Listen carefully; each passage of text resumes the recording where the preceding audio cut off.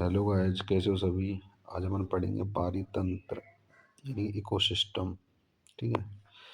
इसमें पढ़ेंगे अपन पारितंत्र में पारितंत्र संरचना एवं क्रियाशीलता, उत्पादकता, अपघटन, ऊर्जा प्रवाह, पारिस्थितिक पिरामिड। ठीक है जी। देखो,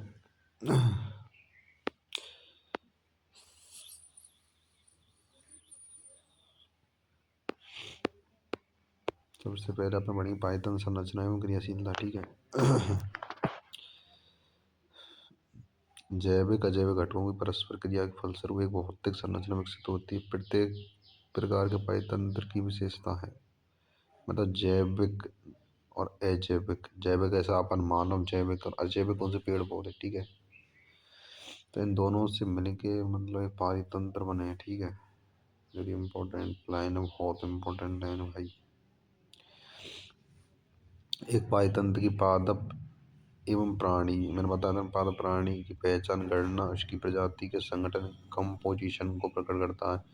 विभिन्न स्तरों पर विभिन्न प्रजाति और ऊर्ध्वाधर वितरण को स्तर विन्यास कहते हैं। ठीक है। अब जैसे उदाहरण के तौर पर एक जंगल में वृक्ष सर्वोपरि, वृक्ष कैसा सर्वोपरि, फिर उसके बाद में ऊर्ध्वाधर स्तर है जो कि, इसके बाद में झाड़ी जो कि द्वितीयक स्तर, फिर उसके बाद में जड़ी बूटी या निचले घास, मतलब एक ये है मैं बताऊँ। ठीक है। तीन तीन वो बना लो इसमें, स्तर विन्यास है। कौन सा विन्यास है? स्तर। ठीक है। तो यहाँ में जड़ी बूटी तृतीय स्तर पर है। दूसरे नंबर पर झाड़ी, और थर्ड नंबर पर यहाँ में वृक्ष। मतलब जस्ट को उल्टो सिस्टम है वो। इसमें वृक्षों की संख्या सबसे ज़्यादा रह गई। फर्स्ट जो प्राथमिक स्तरीय, दूसरा ये, तृतीय, फर्स्ट, सेकंड और थर्ड। ठीक है। यहाँ में आगे जड़ी बूटी, यहाँ में झाड़ी, यहाँ, अरे यार दोबारा वही हो गया। अब जाओ नीचे आएंगे, वृक्ष यार। यहाँ वृक्ष हो गया। ठीक है। फिर उसके बाद में आगे यहाँ पे झाड़ी ना,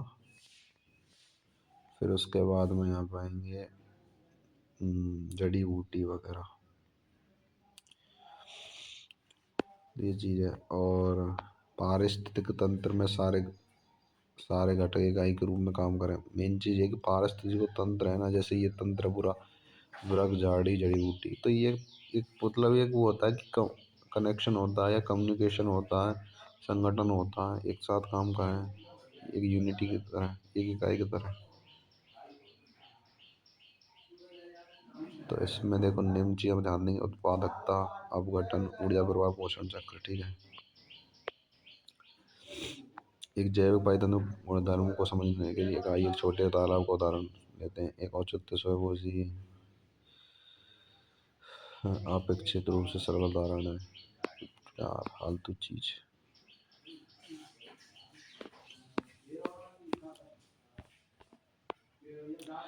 चार चीज याद रखनी है आपको, बाकी पढ़ लेने। थ्योरी इतना इम्पोर्टेंट ना है, इतना पढ़ेंगे अपन। उत्पादकता, उत्पादकता में किसी भी पारितंत्र की क्रियाशीलता, उसको स्थायी रहने के लिए सौर ऊर्जा के निवेश, इनपुट की आधारभूत आवश्यकता, प्राथमिक उत्पादन, प्रकाश संश्लेषण के दौरान पादप द्वारा एक निश्चित समय अवधि में प्रति इकाई क्षेत्र द्वारा उत्पन्न किए गए जैव मात्रा या कार्बनिक सामग्री की मात्रा है, जिसको G-2 ऊर्जा kilocalorie metre inverse to.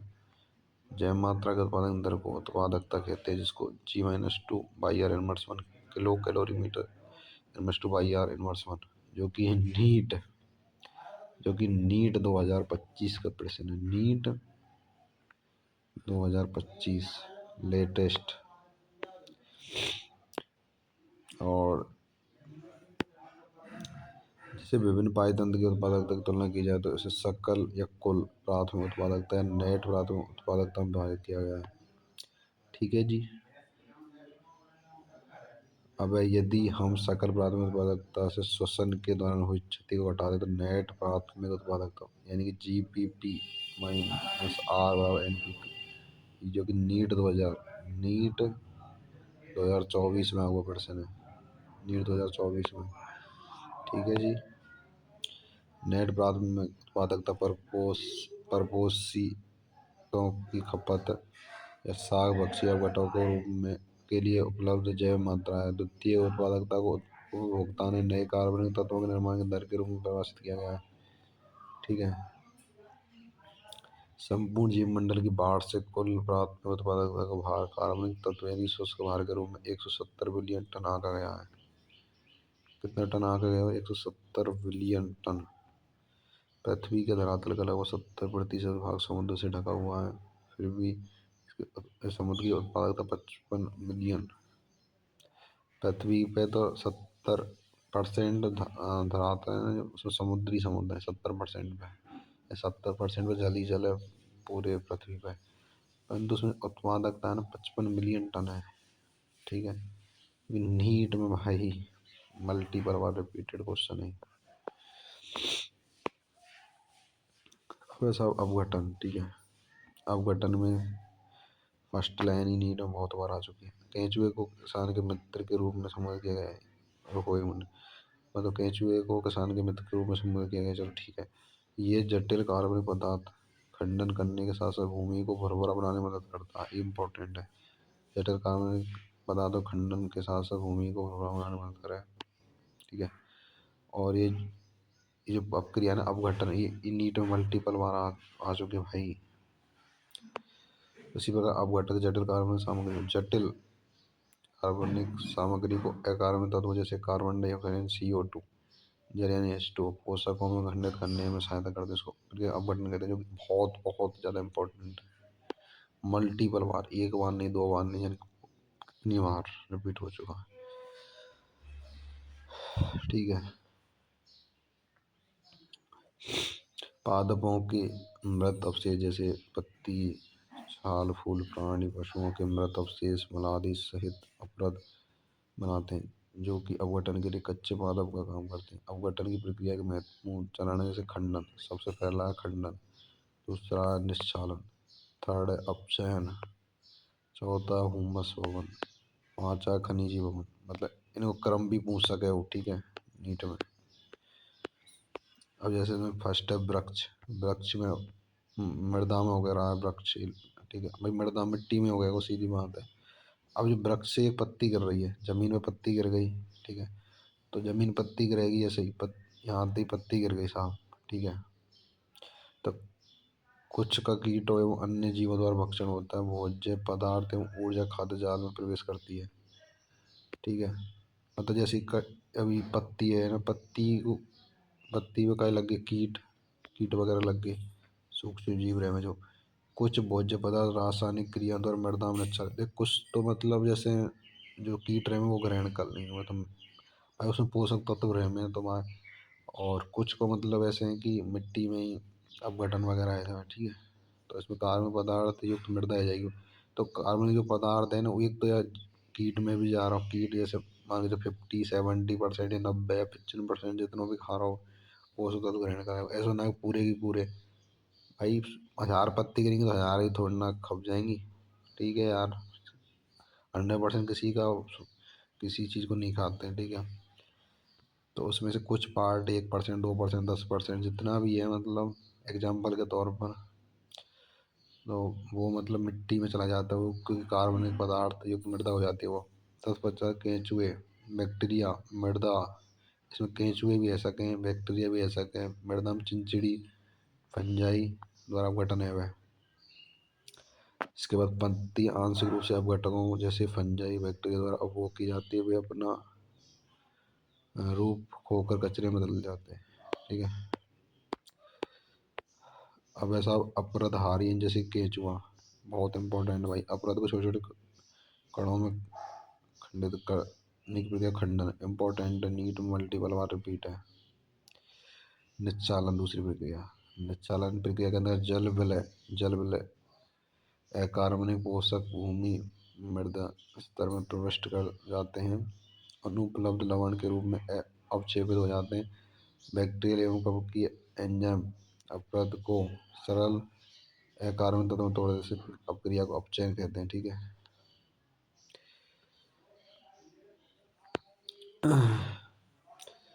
इसके बाद में सब होमिफिकेशन, होमिफिकेशन के द्वारा गहरे रंग के क्रिस्टल रहित इम्पोर्टेंट, क्रिस्टल ये बहुत इम्पोर्टेंट चीज़ होती है, क्रिस्टल युक्त या रहित वाली चीज़ें।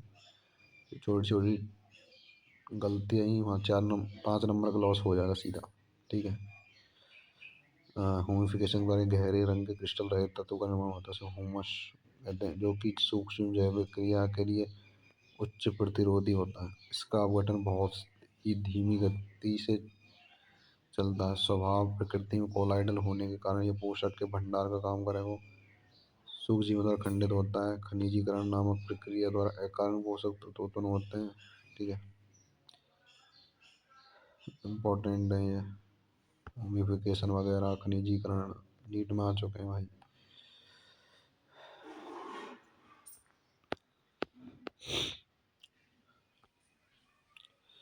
अब है कि अवघटन वह प्रक्रिया है जिसमें ऑक्सीजन की आवश्यकता होती है। अवघटन की दर जलवायु घटकों अपरद के रासायनिक संगठनों द्वारा निर्धारित होती है। विशिष्ट जलवायु स्थितियों में यदि अपरद काइटिन या लिग्निन से भरपूर है तो अवघटन दर धीमी होगी। इम्पोर्टेंट है। यदि जलवायु परिस्थितियों में अपघटन और काइटिन भरपूर है ना तो अपघटन दर धीमी रहेगी। नाइट्रोजन इम्पोर्टेंट, नाइट्रोजन जल विलय तत्व जैसे चीनी आदि भरपूर होता है तब तेज होती है। बहुत इंपॉर्टेंट है यार, नीट में भी आ चुका है। ठीक है, यहाँ तो याद रखना, जलवायु विशिष्ट जलवायु परिस्थिति से लेकर यहाँ तेज होती है गति ना नीट में। मृदा की नमी बहुत ही महत्वपूर्ण जलवायु घटक है। मृदा के सूक्ष्मजीवों की क्रियाओं द्वारा अवघटन गति को नियमित करता है। गर्म एवं आर्द्र पर्यावरण से अवघटन की गति तेज होती है। जबकि हाँ देखो, ये भी चीज़ इम्पोर्टेंट है कि गर्म एवं आर्द्र जो पर्यावरण है ना, गर्म पर्यावरण होगा तो मतलब तेज गति हो गया अवघटन की। यदि निम्न ताप व अवायवीय जीवन अवघटन की गति को धीमा करता है। ठीक है, जिसके परिणाम स्वरूप कार्बन पदार्थ का भंडार जमा हो जाता है। अब ऊर्जा प्रवाह, ऊर्जा प्रवाह को एकमात्र ऊर्जा स्रोत है सूर्य, जो कि नीट 2025 का प्रश्न है। नीट 2025। और आपते सौर विकिरण का 50% से कम भाग प्रकाश संश्लेषणात्मक सक्रिय विकिरण में प्रयुक्त होता है। जो ये भी नीट में आ चुका है भाई मल्टीपल बार। हम जानते हैं कि पादप एवं प्रकाश संश्लेषण सूक्ष्मजीवों की सूर्य की विकिरित ऊर्जा को सरल अकार्बनिक पदार्थों से आहार तैयार करने में होता है। पादप केवल 2 से 10% प्रकाश संश्लेषणात्मक सक्रिय विकिरण का प्रेरण करता है। देखो 100% आएगा प्रकाश, तो वहाँ में तो 2 से लेकर 10%, ये मान के चलो 10% ग्रहण करा है। ठीक है, उसके बाद में और 90% तो ग्रहण करा ही ना है। यही आंशिक मात्रा की ऊर्जा यही आंशिक मात्रा की ऊर्जा संपूर्ण विश्व का संपोषण करती है। ठीक है, 2 से 10% की जो ऊर्जा है ना बहुत इम्पोर्टेंट है, जो कि पूरे विश्व का मतलब संपोषण पोषण में हेल्प कर रहा है। पादपों द्वारा संग्रहण की गई ऊर्जा का एक पार्श्व तंत्र के विभिन्न जीवों के माध्यम से किस प्रकार प्रभावित होता है। ये पारिस्थितिक तंत्र की शब्दावली में हरे पादपों को उत्पादक कहा गया है।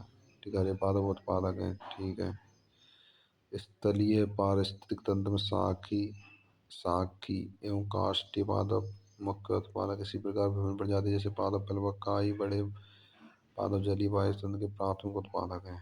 ठीक है, स्तरीय पारितंत्र में शाखी एवं काष्ठीय पादप प्रमुख उत्पादक जैसे पादप प्लवक काई बड़े पादप जलीय पारिस्थितिक तंत्र के प्राथमिक उत्पादक है। ठीक है,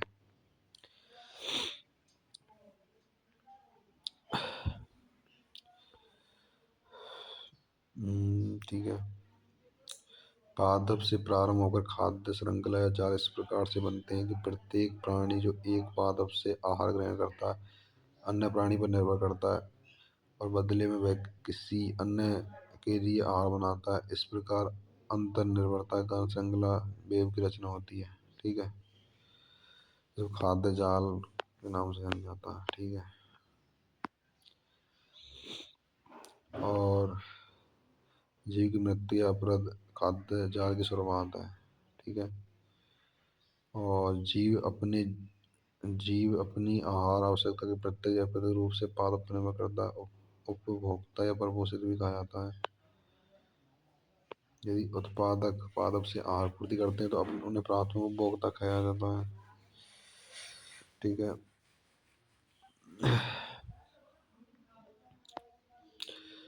और अगर एक पशु दूसरे पशु को खाता है उसको द्वितीय उपभोक्ता। ठीक इसी प्रकार तृतीय उपभोक्ता भी हो सकता है जो निश्चित ही प्राथमिक उपभोक्ता इन शाकाहारी शाक पक्षी है। पारिस्थितिक तंत्र में कुछ सामान्य शाकाहारी कीट पतंगे पक्षी स्तनधारी पशु मेधक मच्छी यानी मोलास्क होते हैं। ठीक है। वे उपभोक्ता जो शाकाहारी जीवों से आहार पूर्ति करते हैं मांसाहारी मांस भक्षी यानी प्राथमिक मांस भक्षी कहना अधिक उपयोग हुआ। वे पशु जो आहार हेतु प्राथमिक मांस भक्षियों पर निर्भर करते हैं उन्हें द्वितीय। वे पशु जो आहार हेतु प्राथमिक मांस भक्षियों पर निर्भर करते हैं उनको द्वितीय मांस भक्षी बोला जाता है। इसमें घास बकरी मनुष्य। तो घास क्या उत्पादक। ठीक है। घास हो गई पेड़ पौधे हो गए सब ये प्राथमिक में आम है। ठीक है। प्राथमिक उत्पादक उत्पादन उत्पादन तो हो रहा है ना इनसे। घास है उत्पादन कर रही है जैसे कोई जानवर है जैसे बकरी भेड़ जो भी है तो वो खाएंगे। ठीक है घास को या पेड़ पौधा है उसको तो ठीक है उनको एनर्जी मिलेगी। तो सेकंड नंबर पर क्या है बकरी प्राथमिक उत्पादकता या भेड़ ले सकते हैं या फिर कोई अन्य जानवर ले सकते हैं। तो प्राथमिक उपभोग उपभोग ये उत्पादन थोड़ी ना कर रहे उपभोग है। तो बकरी खाएगी तो उसके अंदर मतलब उसके शरीर को एनर्जी मिलेगी उससे दूध प्राप्त होगा। भेड़ खाएगी तो भेड़ से दूध प्राप्त होगा। ये अन्य जानवर खाएगा तो उसको उसको कुछ बेनिफिट होगा। तो उसके बाद में अब बकरी खाएगा यदि मनुष्य तो वो द्वितीय उपभोक्ता प्राथमिक यानी ये उपभोग कर रहे हैं यानी खा रहे हैं। ये उत्पादक कर रहे हो घास। ठीक है। एक अन्य प्रकार की खाद्य श्रृंखला को अपृत खाद्य श्रृंखला के नाम से जाना जाता है। ये मृत कार्बनिक सामग्री से प्रारंभ होती है अपघटकों से बना होता है। कवक एवं बैक्टीरिया के रूप में परिपोषित जीव होते हैं। ये मृत कार्बनिक सामग्री अपरदों के खंडन द्वारा अपक्षेपित ऊर्जा पोषण प्राप्त करते हैं। मृतपोषी या मृत जीवी इम्पोर्टेंट है।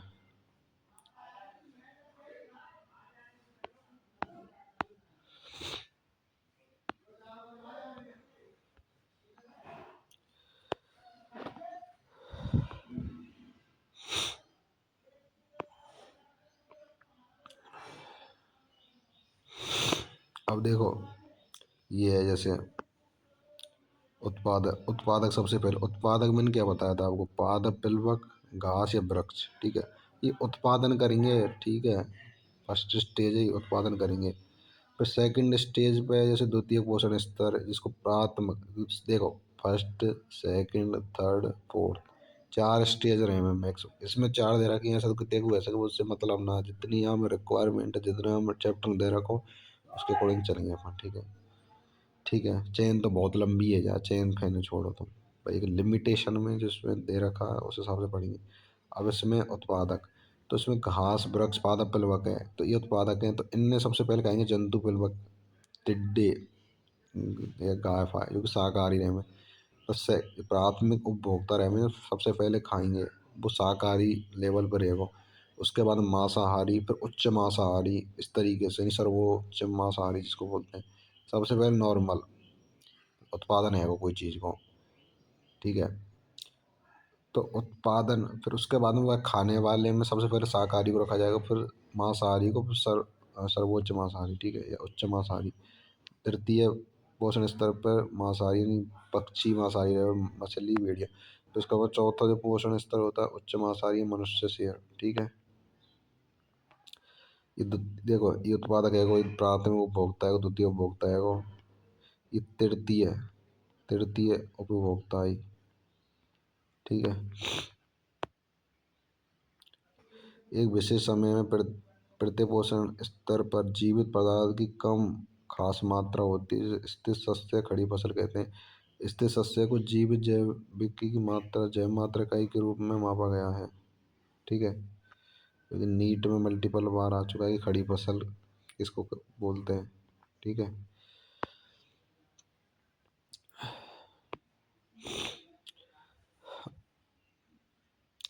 चारण खाद्य श्रृंखला में पोषण स्तरों की संख्या प्रतिबंधित होती है। इस तरह ऊर्जा प्रवाह का स्तर 10% से कम होता है। प्रत्येक निम्न पोषण स्तर से ऊपर का पोषण स्तर पर 10% ऊर्जा प्रवाहित होती है। ठीक है। अब जैसे इसमें देखो, मैं इसमें समझाता हूँ आप लोगों को। ठीक है। ये सूर्य सूर्य सूर्य से एनर्जी कौन प्राप्त कर रहा? पादप। पादप यानी कि ये उत्पादक है। उत्पादक। ये फिर अ, उपभोक्ता हैं। ये सारे उपभोक्ता हैं, यानी कि जैसे शाकाहारी है वो, ये मांसाहारी है, ये सर्वोच्च मांसाहारी है। ऐसे यहाँ पे ये शाकाहारी। ठीक है, इस तरीके से चलेंगे। तो यहाँ का है प्रथम पोषण रीति उत्पादक, यानी हरे पादप उत्पादन कर रहे हो। ठीक है। सूर्य तो उसमें भाई पौधे को क्या चाहिए? पौधे कुछ खाता थोड़ी नहीं है वो। जैसे सूर्य से जो सूर्य किरण, यानी कि सूर्य की जो एनर्जी आएगी, ठीक है, किरण के जरिए, तो उसको ग्रहण करेगा वो। उससे मतलब उसमें एनर्जी स्टोर होगी। तो एनर्जी है ना। द्वितीय पोषण रीति यानी प्राथमिक उपभोक्ता उपभोग कर रहा है शाकाहारी। मैंने बताया था फर्स्ट जो देखो शाकाहारी, दूसरा मांसाहारी, फिर सर्वोच्च मांसाहारी। ठीक है। वही चीज़ें जैसे यहाँ पे दिखा रखा है यार, वही चीज़ यहाँ दिखा रखी, कुछ अलग तो है ना यार। अब पारिस्थितिक जो पिरामिड है, ठीक है, इम्पोर्टेंट है ये भी।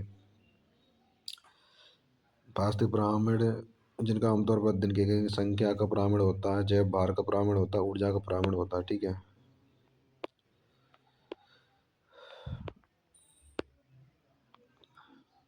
ठीक है साहब।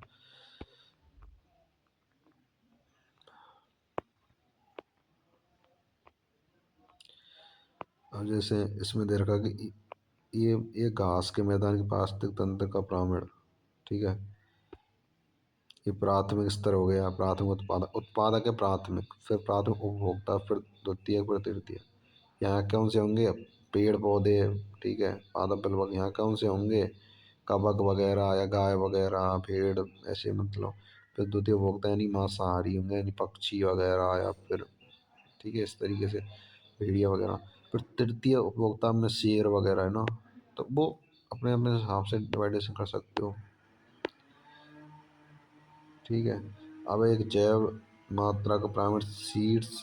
जैव मात्रा का पिरामिड वो कौन सा? घास के मैदान को। तो यहाँ पे उत्पादक, फिर प्राथमिक उपभोक्ता, फिर द्वितीय, फिर तृतीय। ठीक है। अभी जैव मात्रा का उल्टा पिरामिड, यानी उत्पादक फिर प्राथमिक उपभोक्ता। इसी तरह के यहाँ उत्पादक, प्राथमिक उपभोक्ता, द्वितीय, तृतीय। ये ऊर्जा को हमेशा सीधा बनेगा। ये इंपॉर्टेंट है। ऊर्जा को जो पिरामिड है ना, हमेशा सीधा बनेगा। नीड मल्टीपल बार रिपीटेड है यार।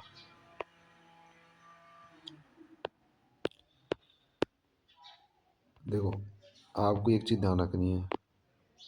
जो ऊर्जा ऊर्जा को पिरामिड है ना, ऊर्जा वो हमेशा सीधा बनेगा। सीधा बनेगा, सीधा सीधा, समझ रहे हो? इस तरीके से। ठीक है।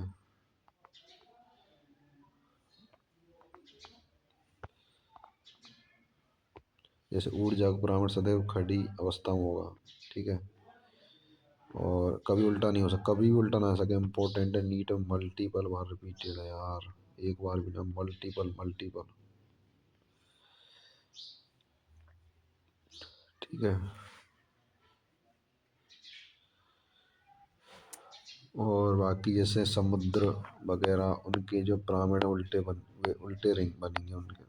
ठीक है।